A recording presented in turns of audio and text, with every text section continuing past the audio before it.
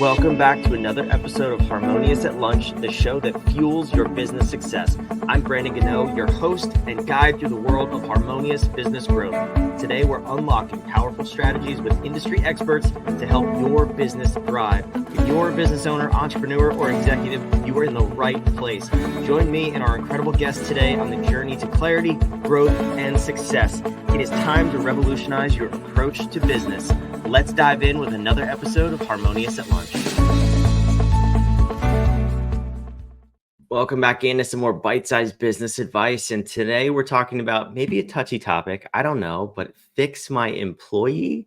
That sounds like we're going to have a lot of fun, I think, with a very special guest, Molly McGrath. Welcome to the show, and thank you for being here. Oh, thank you for having me. I'm really excited to dive into this topic today. So, are my employees broken? Why are we fixing our employees? I think this is just a fascinating topic. It's interesting. As you can see from my latest book that I launched, it's called Fix My Boss, right? The working title was called Fix My Employees. For 28 years in coaching and consulting, I will get phone calls, emails, DM that will say, how do I fix my employees? Can you fix my employees? And that's the biggest challenge of any entrepreneur, whether it be startup, solo, mid-size, even big corporations. I will constantly hear from entrepreneurs, business would be great, but for the employees. Because most entrepreneurs are not trained on how to manage, lead, and empower their team members. Definitely not on how to retain them. I always say to entrepreneurs, they're like, I need to get better at leadership management. I'm like, well, if that was your goal, you'd go apply for a job as a general manager at Chili's. You're an entrepreneur, you're a visionary. Your goal is not to get better at managing and fixing and empowering your team. It's really to get better at hiring in the first place and really understanding the powerful questions to ask before you hire people, because most people hire out of pain. They wait too long to hire. They feel the soul crush of lack of delegation, everybody delegating back up to them. And by the time they hire, they get seduced by the first person who shows up energetic. This is so funny. I'm sorry. It's just, I've seen this over and over. I've been through this process myself with past businesses. And I know it's one of the hardest challenges to crack in business, in small business, especially. So I think the title of your book, Fix My Boss, is interesting because I would imagine when people send you a message or a DM and they say, I want to fix my employee, do you just send them back like an emoji of a mirror or something and say, maybe look at yourself first? Is that what you're implying with that?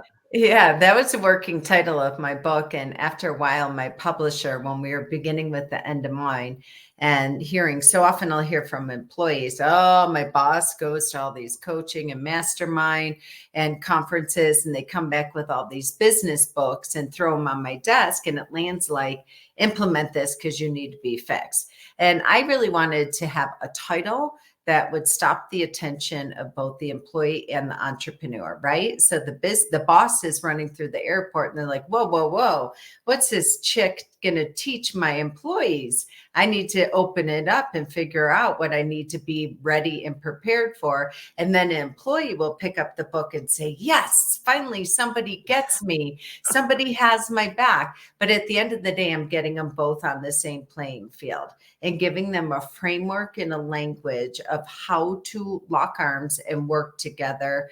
And it's really not an either or, but it's an and problem. And the solution is the same. I love it. Well, let's dive in. What are we talking about here in terms of, we don't have time to cover the whole book, I'm sure, but Sure. Training and how to get people on the same page. I love how you say that because it's when you come at it from either side, it's adversarial, right? It's they're the problem. How do we make sure that we're both on the same page, and where do you start with people?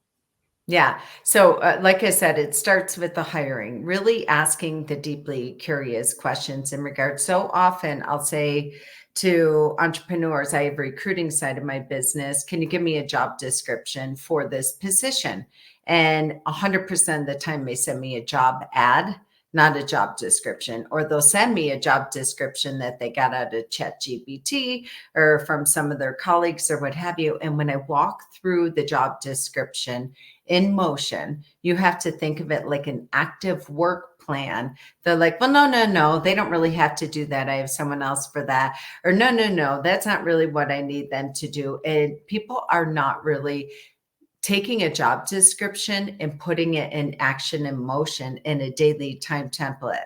So that's number one, is really getting clear. If you don't have a job description and you hire right and you have the conversation about all the pain points that you have where you're feeling like you're wearing too many hats, the right person will take copious notes. They will ask powerful questions and they will show you the math on how they did this for somebody else. My CEO that I hired 7 years ago became my CEO because I wrote a job ad on Indeed that literally said this: I am a visionary and a stressed out entrepreneur. I have more business than I can handle. I have zero SOPs, zero processes, and my email box is a dumpster fire. Are you the person that can solve this problem?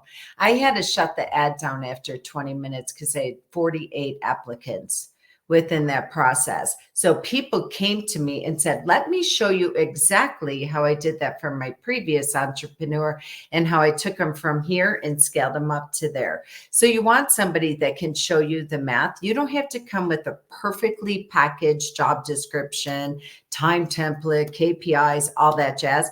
The right person will say, take the junk drawer, dump it out, put it on my desk, and I will come back to you and give it in a very methodical, strategic plan. So it's number one, is an entrepreneur putting too much pressure on themselves to have everything beautifully packaged before they place an ad, before they interview, before they hire and onboard, and then coming into this massive project that by the time you hire, it is so out of hand that you're just hiring the first person, that you're not really interviewing accurately. The second problem comes to training and onboard, which goes hand in hand with that hiring process. Having daily stand-up meetings, and you alluded to this earlier, is the easiest way to train and onboard. Person has a job description and or they have the junk drawer of all the things that you need to delegate to them. And every single day you do like a military stand-up meeting. I call it a daily huddle, where your new employee is running the day for you. They're looking at your calendar, they're looking at your inbox, they're looking at all your opportunities. And you, as a business owner, as a boss, as a visionary, as an entrepreneur, are coming there to just provide direction or redirection, to just clarify and verify questions. Because when you hire right, people come to you with proposed solutions, not buckets of problems. So they'll come to you and say to you, boss, here we're at right now. You're double booked on this day. We don't have enough leads coming in. Where are you at? You had 5 sales meetings yesterday. I have 0 engagement agreements in my inbox. What's going on? Did you not close a deal? Did you not follow process? And then they'll consistently come to you with process improvement ideas. I love this. I want to go back to step one. You touched on the job description, and I'm just curious if you were to have written that in what we normally think and see as job description. It's really a list of tasks that person is going to perform. Do you think your CEO, the one you actually hired, would have even applied to that description If it would have been traditional. if it was traditional? Yeah.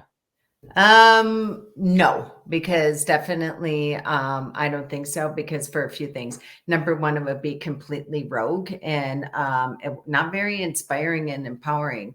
People are really excited to lock arms with a visionary, with a small business owner, with an entrepreneur. And when what I heard from the candidates, and I use that ad all the time for my clients too, that are in the same boat, the vulnerability on it's chaos over here, but we are going to, I need your help so we can really scale and grow this thing.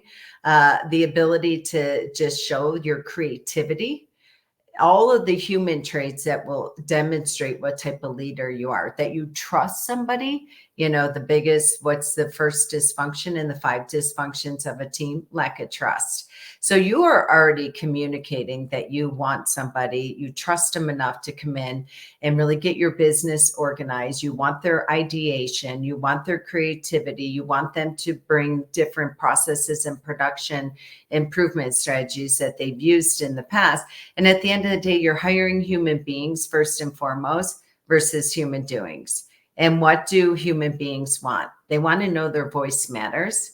They want to know, if they're professional and they're a rock star, that there is a place for their ideation and for their process improvement, and for them to share what they've done in the past that has worked, and it won't get shot down.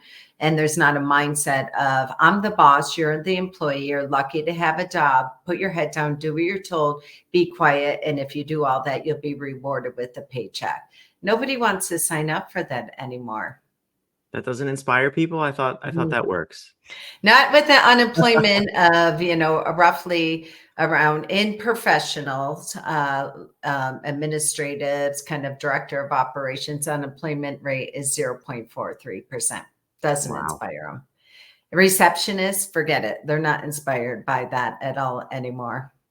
Yeah. Talk to me about the difference in hiring those two different ways too. I'm not sure if you've ever analyzed this, but my mind went right to the long-term employee, how long they actually stay with the company, because you said your CEO's with you, I think you said 7 years. I have Mhm. a client who, they weren't a client when this happened, disclaimer, but they had hired somebody, and the first thing that she told me when I'm interviewing to see how we're going to go in and be their fractional COO was, I was hired for one thing. I was hired under a job description. I do none of those things, and none of that is in place. And my worry was, well, she may leave the organization. Have you seen side by side, when you hire honestly, like you're talking about, versus the traditional sort of vanilla job description? Do employees tend to stay longer, and if so, about how much longer? Brandon, I love this question because I would offer this question to your listeners. Go back and maybe pull your employees or people that you've worked with, or even think of yourself if you had a position in the past, or maybe you're in a C-suite position. How many of us are actually operating 80% on the job description we were handed on the day we were hired? I Good, I awesome don't question. have stats, but I can't tell you, when I'm interviewing people on the recruiting side, I'm like, tell me why you're talking to a recruiter today. Tell me why you're looking for a new opportunity. And when I really peel away the layers of the onions, and this is another way to really get behind your employees and fix your employees, is the lack of communication within the firm. Mm. We're hired, we're thrown in a corner with the job descriptions and duty, and everybody's too busy to talk. There's no weekly stakeholders meeting. There's no weekly daily huddle. There's no process for consistent communication. The other thing I hear from them is, I have no idea I was given this job description when I was hired. Still have no idea if I'm missing the mark, I'm hitting it out of the park, or I'm in the toilet with my goals, my roles, what have you. So I think, once again, people that you have the vulnerability, you have the honesty. Now, there's a big disclaimer to this. There are certain positions, especially I work with a lot of law firms. There are some specifics. You have to be licensed in a certain state of law. You have to have experience in litigation if you're doing litigation or transactional work. So there are some things that would be in there that you would want to make certain that you would hit for. But by and large, other than very specific skill set and knowledge and experience, no, people would rather allow to be part of a creation of their job description. So here it is, high level. Here's what we believe in. And it's typically, here are the pain points, here are the bottlenecks, and here's where so-and-so is wearing too many hats, and it's time to delegate and elevate. So when it comes from that place, people love in the interviews where you're like, this is a framework for what we believe the job description is. Maybe there was a person there prior that was doing it, and they either self-selected off the bus or got voted off the bus, whatever the story is. When you have that vulnerability and you have that openness and approachability, and you say, this was a job description, Susie Q's no longer here, here's the reason, especially if they were terminated, and you say, we're not sure if this is a precise job description. So here's the thing we're going to do during your onboarding process. Another tip I would give to fixing your employees, either existing people where you're like, I'm not sure, 50-50 shot if they're going to make it or break it or what have you, or if as you're hiring, or maybe you have a rock star and you're like, let's really streamline our systems and processes, is to let them be part of that creation. So during your onboarding, here's your job description. Want you to track and touch everything that you do for a week and what have you. And let's put it in departments and compartments, and then put it into your daily and weekly and monthly time template and time chunking to see if this is accurate. And then I want you to start to track the gotta minutes and the distractions and where they're at. And I want you to track them from place of R&D, because we can't make informed business decisions on what's broken in our people, process, or production, which impacts profitability. So actually, as a new employee, I'm going to bring you on as a production cop and a quality control cop. I want you to be deeply curious. I don't want you to be a yes chick and say yes to everything. I want to figure out, this is being dumped on my desk, this is being delegated to me, this is being asked of me, or I'm being voluntold to do this.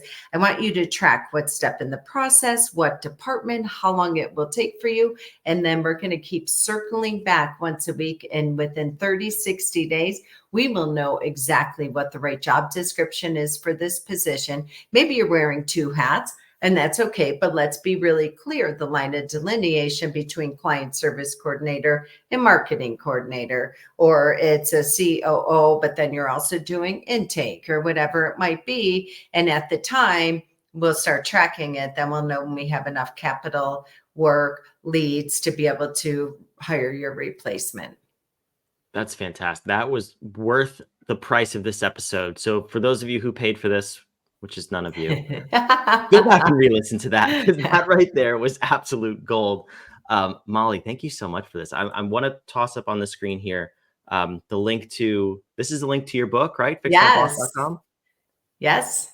Fixmybossbook.com. We talked about that earlier in the show. So if you want to go grab a copy, it's on the screen. It's down below in the show notes. I do want to ask you one final question. You may have watched this podcast before, because I always love to end with powerful questions. And you have said that multiple times throughout this interview, that you actually use those powerful questions in interviews of prospective employees. So can you give us an example of just a couple that we can think about as business owners and entrepreneurs when we're going into our next round of hiring? Yes. So first question, when you're in the interview, of asking them, I would say in regards to when you are not getting what you need, and me as an entrepreneur or your boss is a bottleneck, and we might be behind due dates, deadlines, or what have you, show me in your past, or tell me in your past what you did to get what you need to accomplish a goal for our clients, and then be quiet. The second question I would ask for them, and this is something that I have everybody debrief within their daily huddles, their training, their onboarding, or what have you. What are you not seeing? So in the interviewing process, what are you not seeing in your current role that you really wish you could see more of? And then be quiet. So they're going to tell you ideally about training opportunities, communication, lack of using technology, processes. Those are the things that you want to look for. Not that, oh, we don't have enough paid days off.